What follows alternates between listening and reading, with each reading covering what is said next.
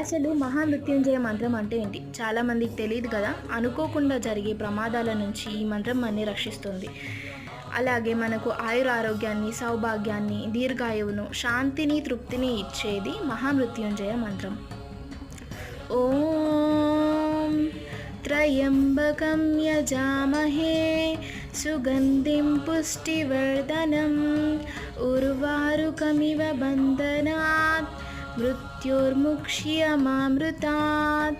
ఓం అని ఈ మహామృత్యుంజయ మంత్రాన్ని రోజుకు 9 లేదా 11 లేదా 108 సార్లు, మీకు ఎన్ని వీలైతే అన్ని సార్లు జపించడం వలన మన చుట్టూ ఒక రక్షణ వలయాన్ని అయితే ఈ మహామృత్యుంజయ మంత్రం వల్ల ఏర్పడుతుంది. దుష్ట శక్తుల నుంచి మనని కాపాడుతుంది. అనుకోకుండా జరిగే ప్రమాదాల నుంచి మనని ఈ మహామృత్యుంజయ మంత్రం రక్షిస్తుంది. ఓం నమః శివాయ.